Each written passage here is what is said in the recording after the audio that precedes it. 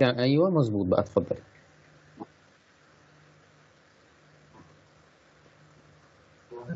Glanzmann thrombasthenia is the most common inherited disease of platelet dysfunction. It is a rare autosomal recessive coagulation disorder in which men and women are equally affected. It is due to a genetic defect located on chromosome number 17, and it is characterized by a quantitative or qualitative defect of the platelet glycoprotein 2B3A. There is impaired platelet aggregation, which is a hallmark of the disease, with wide range of clinical phenotypes. Regarding the pathophysiology of Glanzmann thrombasthenia, patients with Glanzmann have a normal number of platelets or 3A domain that impairs the platelet aggregation. This means that the patient with Glanzmann do not form an effective platelet plug during the primary hemostasis. Here is an overview of the key steps in the identification and management of Glanzmann thrombasthenia. Early in 1980, Glanzmann, a Swiss pediatrician, first described children from a village with high numbers of consanguineous marriage. 1970, the platelet transfusion became available in routine clinical practice as the storage practices improve.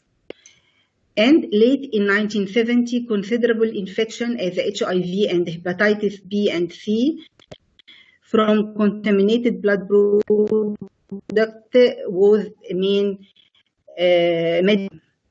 In 1999, first published use of recombinant active factor 7 in Glanzmann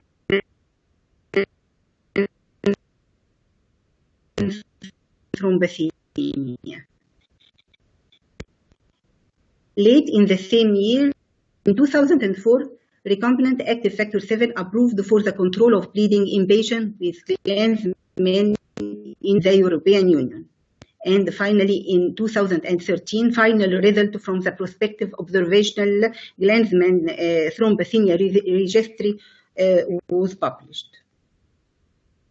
Epidemiology and etiology.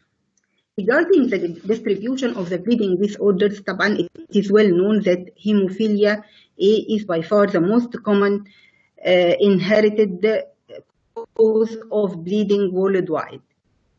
The cases of hemophilia A and B account for around 75% of all the recorded bleeding. Of the rare bleeding disorder was and the incidence of Glanzmann thrombasthenia is approximately 1 in 1 million. This was according to the World Federation of Hemophilia report on the annual global survey in 2012.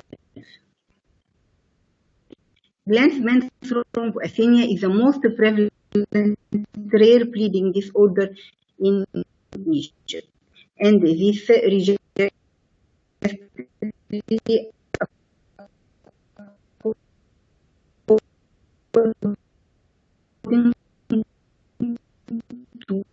to the World Federation of Hemophilia annual global survey in 2018.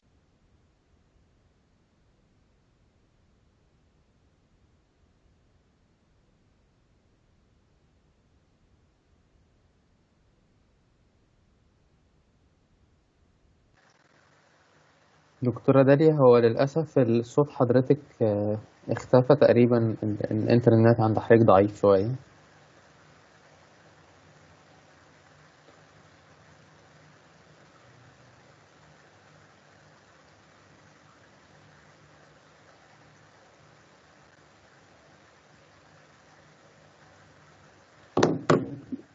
دكتور عمرو. أيوة، إحنا صوت حضرتك رجع. صوت حضرتك رجع. رجع؟ كده رجع. اتفضل. regarding the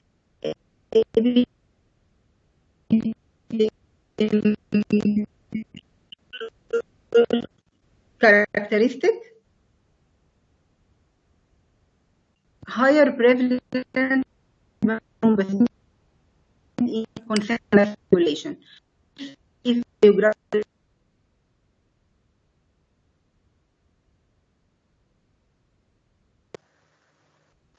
للأسف يا دكتورة داليا الإنترنت مش حلو خالص.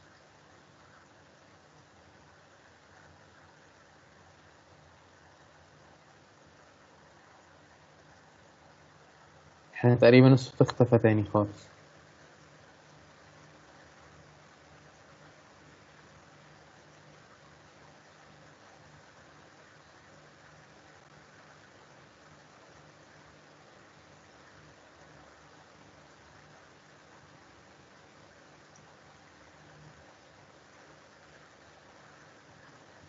دكتور عمرو، ايه يا فندم. في مشكلة في الكونكشن. ما هي عشان كده صوت حضرتك بيختفي وبيرجع تاني. بيختفي وبيرجع تاني. طيب حضرتك لو بس تبقي قاعدة قريبة من الراوتر بحيث بس يبقى فيه سيجنال كويس. طيب. Inherited platelet disorder are rare and difficult to diagnose, so are often underdiagnosed. Glanzmann is a rare autosomal recessive disease. The affected individuals have mutation in both copies of Glanzmann Thrombasthenia gene on chromosome 17. So the carrier may be a male or female.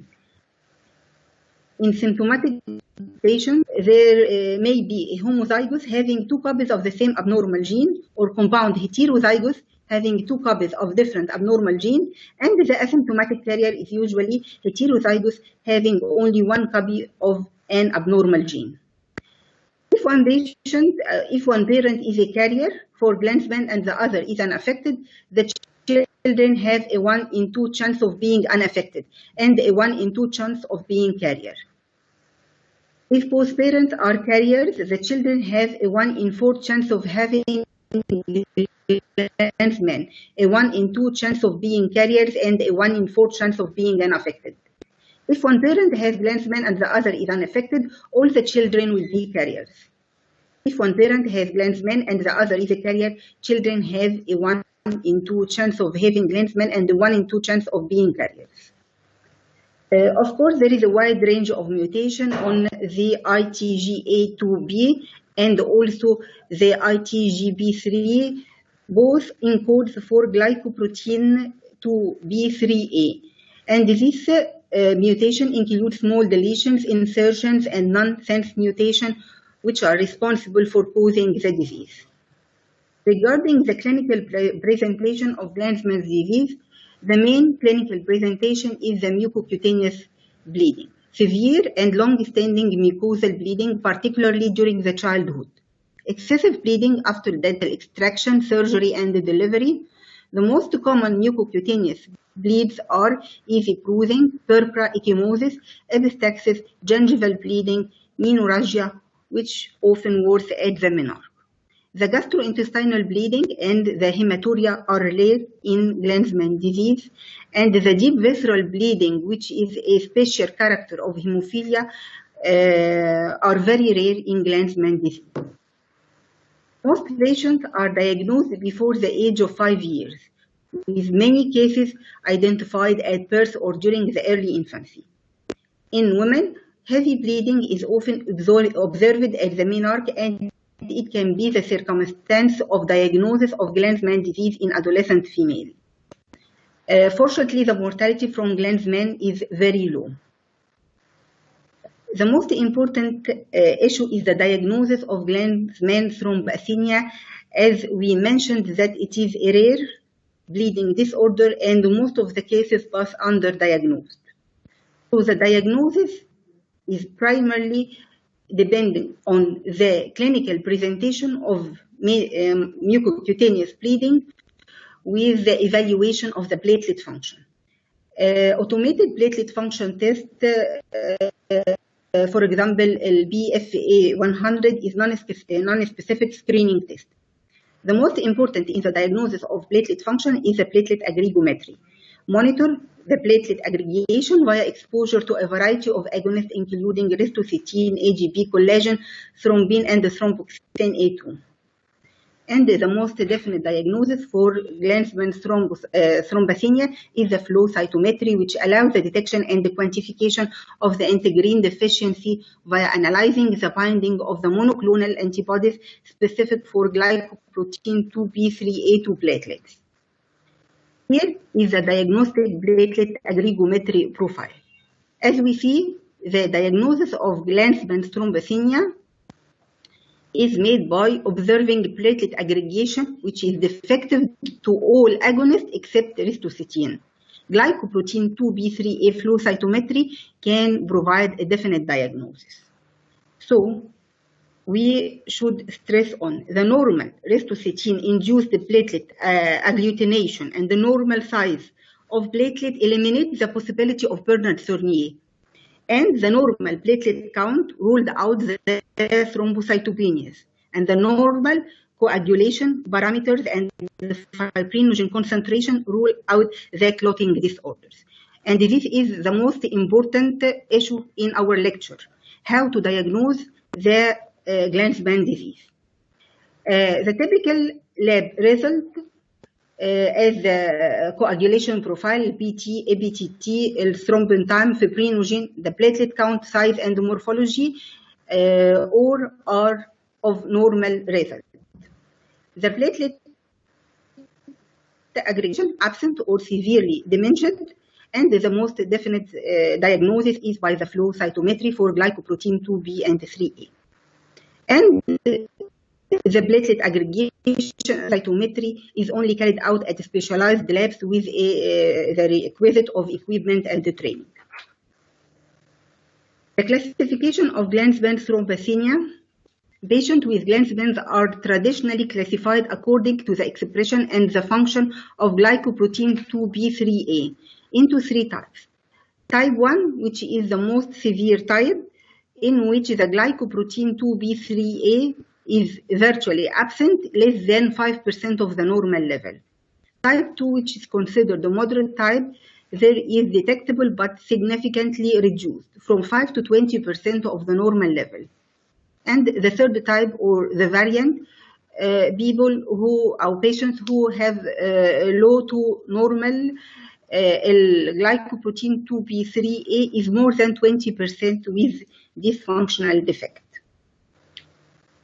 But the clinical severity does not correlate with the biological classification.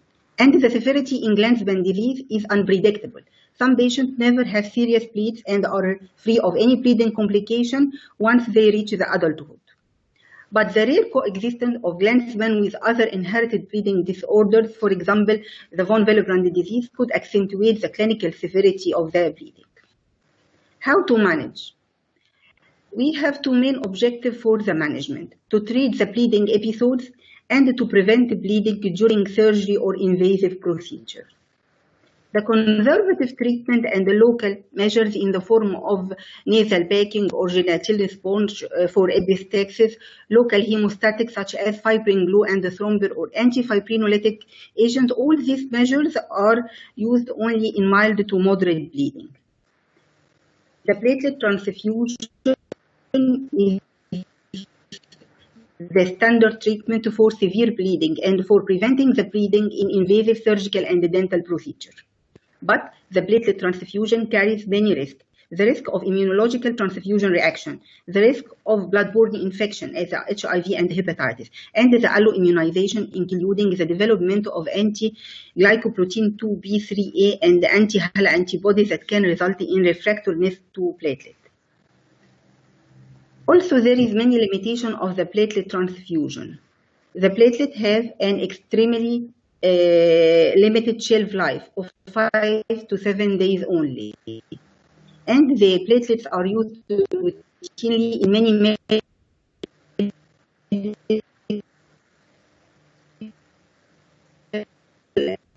and surgical application and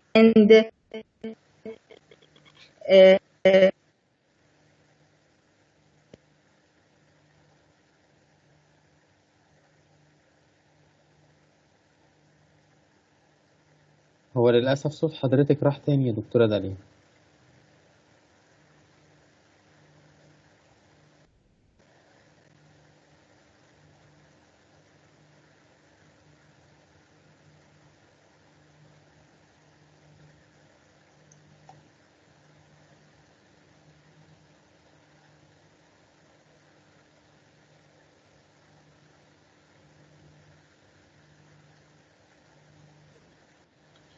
Recombinant factor 7 represents an alternative therapy for patients with platelet antibodies and past or present refractoriness to platelet. The recombinant active factor 7 is manufactured using the recombinant technology, which does not use the human plasma or blood product and includes safety testing. The proposed mechanism of action of active factor 7 in Glanzmann disease, the recombinant active factor 7 enhances the local tissue factor, depending thrombin generation. High levels of active factor 7 potentiate the platelet activation and may also enhance the glycoprotein 2b3a independent platelet aggregation. Active factor 7 can bind to platelet via the tissue factor glycoprotein 1b or directly to anionic phospholipids on partially activated platelets and potentiate the thrombin generation and the platelet activation. Active factor 7 increases the local fibrin deposition at the site of injury, contributing to the effective clot formation and the cessation of bleeding. Recombinant active factor 7 is indicated for the treatment of the bleeding episodes and for the prevention of the bleeding in those undergoing surgery or invasive procedures in patients with Glanzmann thrombocythemia. With antibodies, in patients also with antibodies to the glycoprotein 2b3a, and with past or present refractoriness to platelet transfusion. The recommended dose is 90 micrograms per kg body weight at intervals of 2 hours. At least 3 doses should be administered to secure effective hemostasis administered by bolus injection. My conclusion is that Glanzmann thrombocythemia is a rare autosomal recessive bleeding disorder characterized by quantitative or qualitative defects of platelet glycoprotein. We are moderate to severe hemorrhagic disorders with mainly mucocutaneous bleeding. The clinical severity is not correlated with a biological classification. Recombinant active factor 7 or NOVO7 represent an alternative therapy for patients with platelet antibodies and past or present refractoriness to the platelet. Thank you.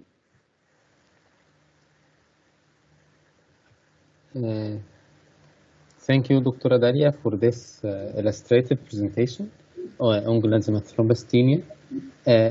يعني however كان في فترات بس الصوت بيقطع، بس احنا يعني الحمد لله عرفنا نكاتشب كل معظم الكلام اللي حضرتك قلتيه على Glanzmann thrombocythemia، وان هو المشكله كنت بحاول اعيد تاني. احنا هنشوف في الاسئله لو كده حضرتك تقدري تأدرس الاجزاء دي في الاسئله اللي جات لنا. زي ما حضرتك وضحتي ان المشكله دايما بتبقى في الجلايكوبروتين اللي موجود على السيرفيس اوف بليتلتس اللي هو مسؤول عن البليتلت اجريجيشن، وهو ده الهول مارك اوف ذا Glanzmann thrombocythemia. طيب في الحاله دي احنا طبعا زي ما حضرتك وضحتي بندي نوفو 7 بالدوز اللي هي 90 مايكروجرام بر كيلو جرام، هي سيميلر للهيموفيليا وذ انهبيتورز، بس ات ليست 3 دوز تو بي ادمنسترد علشان انشور افكتيف ريزلتس. طيب I think ان احنا بس علشان behind our schedule احنا ممكن نجمع الاسئله في الاخر وناخدها في Q&A سيشن بعد البرزنتيشن بتاعت بروفيسور ماجي. فلو حضرتك يا دكتوره داليا ما عندكيش مانع ممكن نبروسيد مع دكتوره ماجي وبعد كده ناخد الاسئله في Q&A سيشن في الاخر خالص. اوكي تمام. طيب احنا دلوقتي بروفيسور ماجي عبد الوهاب بروفيسور of pediatric hematology Cairo University will discuss with us and share with us her clinical experience with rare bleeding disorder cases and her experience with NOVO7. So Professor Maggie, floor is yours and you can share your presentation. اتفضلي يا دكتورة ماجي.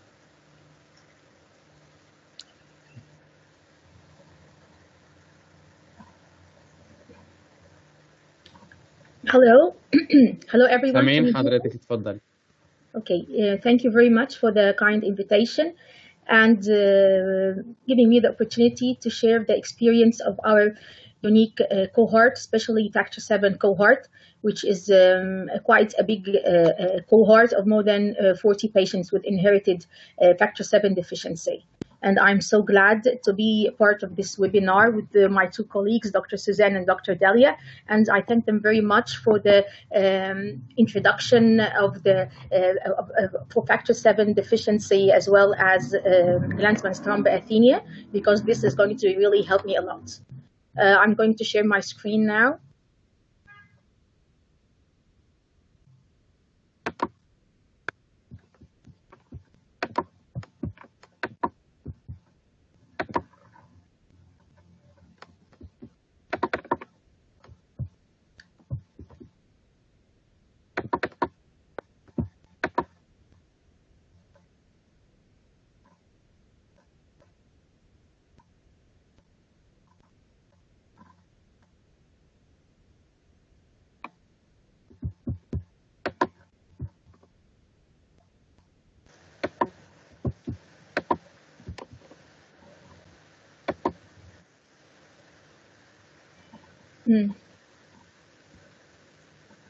Dr. Maggie, are you able to share? Yes, I'm trying to share.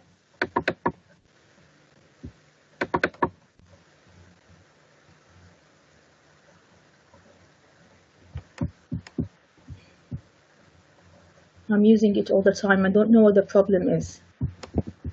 There is no problem. إن شاء الله حضرتك دوسي بس على الشير button. I already did, Yam. I already did. Your entire screen. Okay, window.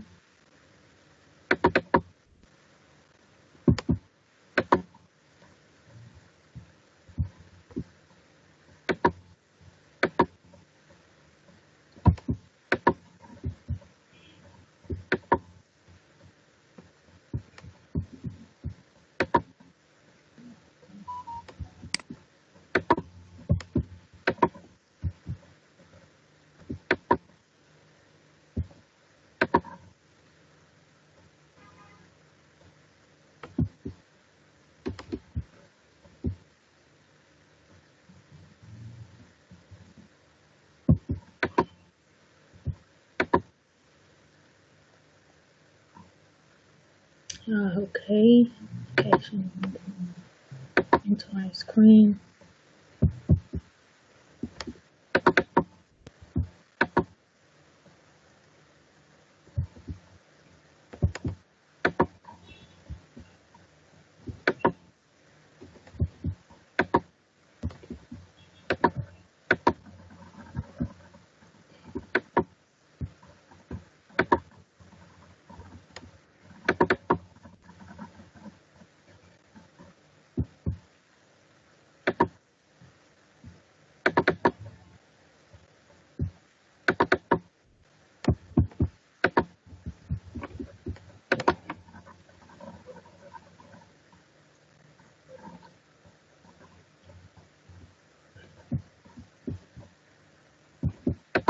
Sorry about that, but I don't know the problems.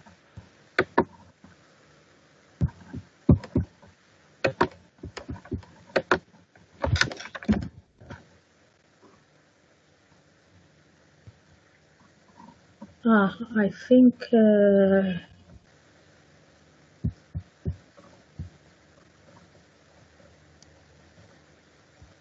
yes, I think what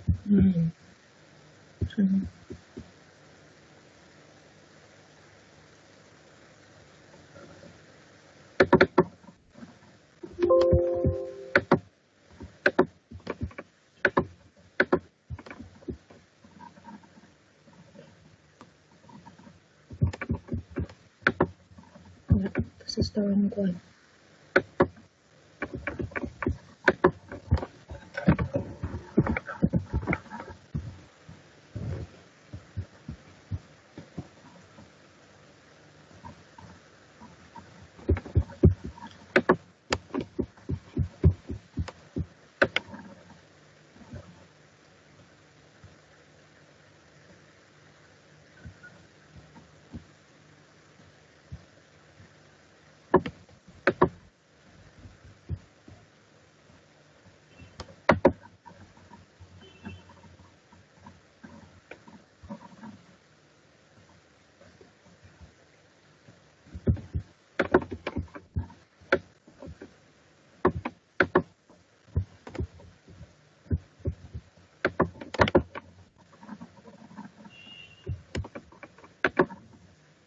طيب دكتورة ماجي حضرتك can you share the presentation with me through the No, email?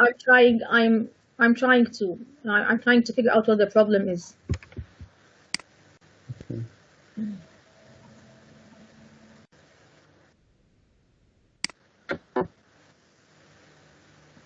تمام مفيش مشكلة.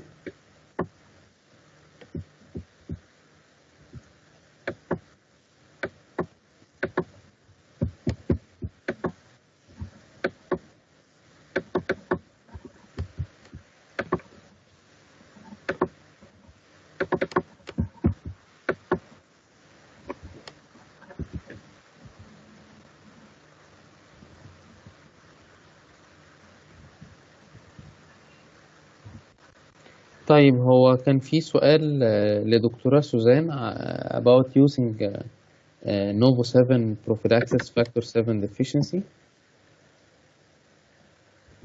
دكتورة سوزان حضرتك تحبي open your mic to answer this question? اوكي. هو بصراحة هي مشكلة الفاكتور 7 الشورت هاف لايف، تمام.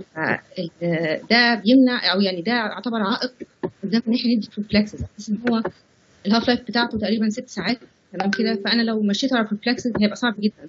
في ترايلز انا قريت يعني بصراحه بس ما استخدمتهاش، ان في سيفير فينوتايبس حاولوا يعملوا بروفلاكسس عن طريق انهم يدوا فريش فروزن بلازما، بس برضه الاوت كام بتاعها ما كانش يعني فيري بروميسنج. يعني هو مش بيستخدم كبروفلاكتيك، هو بيستخدم كبروفلاكتيك ان انا بعمل بري اوبراتيف بريباريشن للبيشنت، اديله نوفل 7 عشان خاطر امنع ان هو يحصل في انترا اور بوست اوبراتيف بليدنج، بس كلونج تيرم بروفلاكسس صعب ان هو يستخدم. تمام. هو زي ما حضرتك وضحتي هو النوفو 7 is approved factor 7 deficiency ك on demand treatment to control the breakthrough bleeds، وكمان كسيرجيكال coverage اللي هو to prevent bleeding during and after surgery. لكن still use the prophylactic use is off label use with novo 7 due to طبعا الشورت هاف لايف. طيب كان في سؤال تاني بيتكلم عن role of factor 7 replacement in pulmonary HGE in neonates. hemorrhage sorry pulmonary hemorrhage in neonates. تمام. هو يعني انا قريت بصراحه، يعني ما كانش ليا اكسبيرينس فيه، بس انا قريت ان هو فاكتور 7 استخدم في البريتيرم اللي بيحصل لهم pulmonary hemorrhage on artificial ventilation، وبيستخدم بالبايباس دوز اللي هي 90 مايكروجرام بير كي جي، تمام كده، وجاب نتائج تمام، بس مش مع كل الحالات. بس انا كاكسبيرينس ليه بصراحه انا ما جربتوش. تمام. هو طبعا ده اوف ليبل يوز، ولو في حد من حضراتكم عنده اكسبيرينس ممكن يشير مع دكاترتنا اللي سألوا. طيب كان في سؤال على استخدام النوفو 7 برضو كبروفيلاكسس في السيفير مينوراجيا، بس هو مش واضح هل السؤال ده بخصوص فاكتور 7 ديفيشنسي ولا الجلانزمان ثرومباستينيا. هو برضه صعب ان هو يستخدم كبروفيلاكسس عموما عشان الشورت هاف لايف ايا كان في الكيس الجديد. اوكي. هو برضو في ماي اكسبيرينس ما استخدمناهوش قبل كده كبروفيلاكسس. تمام. حضرتك بتتكلمي دكتوره داليا على فاكتور 7 ديفيشنسي ولا الجلانزمان ثرومباستينيا؟ لو الكوز اوف مينوراجيا جلانزمان ما استخدمناهوش قبل كده كبروفيلاكسس. تمام. واي ثينك due to the short half life برضو مش هيبقى of يعني value fish of bleeding لو في factor 7 deficiency.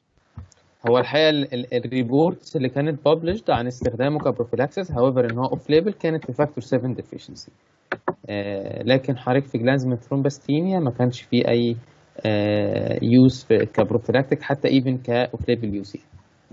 طيب كان حد بيسأل على هل في complications in factor 7 deficiency during the neonatal period. ايوه طبعا، احنا قلنا ان السيفير فينوتايب اللي هو اللي بيحصل فيه ميجور بليد بيبقى البرزنتيشن الانست بتاعهم بيبقى بدري، ممكن بيبقى في النيونيتال او ممكن بيبقى في الانفانت. تمام. بس هو صعب الدايجنوز اوف فاكتور 7 ديفيشنسي خلال النيونيتال بيريود، لان هو ده فاكتور 7 من ضمن الفيتامين كي ديبندنت فاكتور، وكده كده الفيتامين دي كي ديبندنت فاكتور بتبقى قليله في النيونيتال بيريود. بس طبعا كل يعني في دراسات كتير جدا قالت ان الانتراكير هيموريج موصوف فيه الفاكتور 7 ديفيشنسي، البرزنتيشن بتاعه ممكن بيبقى في النيونيتال بيريود.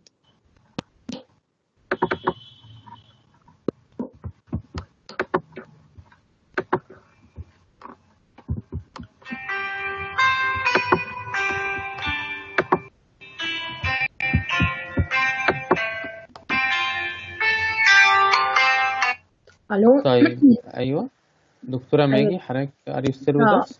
ايوه دكتور عبد الرحمن. ما انا كنت هقول لك كده، انا هعمل كده دلوقتي. هبعت لك برزنتيشن. اوكي. لا عمرو، اوكي مفيش مشكله. طيب بالنسبه بقى لدكتوره داليا، بالنسبه لدكتوره داليا لحالات الجلانزمان ثرومباستينيا، اكسبيرينس حضرتك في استخدام النوفو 7، هل حضرتك بتحتاجي اتليست 3 دوسز 4 دوسز ولا بتستخدموا النوفو 7 في الجلانزمان ازاي؟ احنا بالنسبه للحالات بتاعتنا في جامعه بني سويف واللي بتيجي في التامين الصحي بنستخدم نوفو 7، بتبقى around 3 to 4 doses for stop تمام. وبندي على 90 مايكرو جرام بير كي جي. تمام. وطبعا زي ما احنا عارفين ان طبعا الايرلي يوز اوف نوفو 7 دي حاجه مهمه طبعا. طبعا. تمام. طيب هل حضراتكم شايفين الدايجنوسيس ريت بخصوص فاكتور 7 ديفيشنسي والجلازمان ثرومباستينيا، وبروفيسور ماجي لو معانا برضو تقدر تبارتيسيبيت، هل حضراتكم شايفين ان في اندر دايجنوسيس لحالات الفاكتور 7 ديفيشنسي والجلانزمان، والجاب اكتر هنا في فاكتور 7 ديفيشنسي ولا في الجلانزمان؟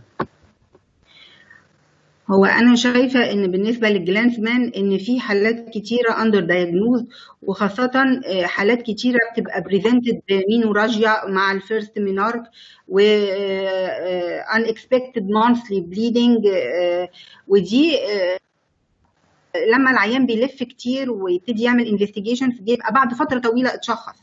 فاي ثينك كنا اقترحنا ان احنا نعمل بيبر عن ان احنا نعمل سكريننج لكل الجيرلز اللي عندهم مينوراجيا، وندور على early diagnosis for Glanzmann. هو هنا كمان ممكن يدخل معانا الفون فيلبراند ديزيز، يعني لو حضراتكم هنا المينوراجيا هيبقى ليها اسباب كتير، منها جلانزمان ومنها طبعا فون فيلبراند ديزيز، واكيد حضراتكم ادرى مني ممكن يبقى فيه another rare bleeding disorders موجوده. تمام. دكتوره ماجي حابه تكومنتي على الاندر diagnosis؟ I'm just sending you the presentation. Okay. And I will comment. Yes, I will comment. Okay. No problem. I sent the presentation. Okay. طيب. We are waiting the presentation. Okay. Just a minute please. بس أنا you can hear me مش كده؟ I don't need to. سامعين حضرتك. Okay. على فكرة بس أنا هقول كومنت على المايكروسوفت تيمز إن إحنا we used to use it a lot، وبعدين lately بقى فيها many problems و many issues، فعشان كده قلنا استعمالها. لأن إحنا بنستعملها في التيتشنج وبنستعملها في الستاف راوندز وبنستعملها في كل حاجة يعني. ده يعني فيكم يعني. It happens يا دكتورة ماجي. It happens. No problem. اوكي مفيش مشكله خالص دلوقتي. Definitely I think in both الفاكتور 7 deficiency او to be more precise الcongenital او inherited factor 7 deficiency as well as Glanzmann's thromboethenia, they are certainly underdiagnosed, and we need to start actually screening patients for them, and I think that you need to think rare bleeding disorders to diagnose them. And I diagnosed many cases of inherited factor 7 deficiency in Cairo University pediatric cohort simply because we are thinking it. And actually, I have an MD candidate now that will screen patients for inherited bleeding disorders. Okay. Specifically, factor 7 and fibrinogen.